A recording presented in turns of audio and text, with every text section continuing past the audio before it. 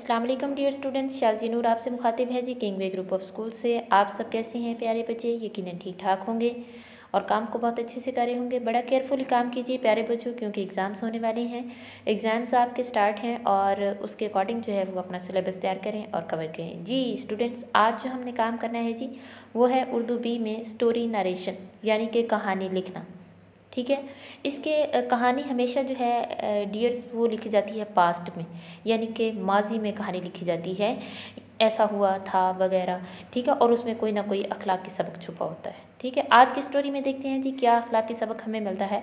खुशामद बुरी बला है, ये हमारी स्टोरी का जो आज का टॉपिक उन्वान है वो है जी खुशामद बुरी बला है। खुशामद बुरी बला कैसे है? एक तो इंसान को अपनी एबिलिटीज़ का पता होता है कि हमारे अंदर ये क्वालिटीज़ हैं, और जो नहीं होती वो भी आपको पता होता है कि ये हमारे अंदर क्वालिटी नहीं है, लेकिन क्योंकि आपको अगर कोई कह दे तो आपको अच्छा लगता है ना।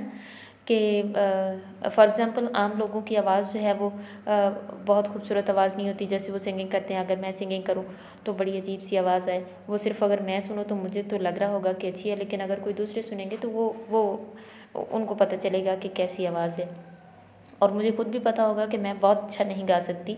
ठीक है, इसी तरह की कुछ इसमें स्टोरी बयान की गई है।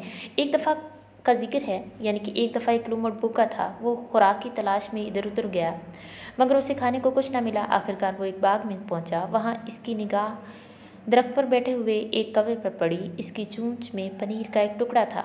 लूमड़ पनीर का वो टुकड़ा हासिल करना चाहता था। इसको एक तरकीब सूझी। इसने कौवे को की खुशामद शुरू कर दी। इसने कहा, प्यारे कौवे, तुम कितने खूबसूरत परिंदे हो। मैंने सुन रखा है कि तुम्हारी आवाज़ बहुत सुरीली है। क्या तुम मेहरबानी करके मुझे गाना सुनाओगे?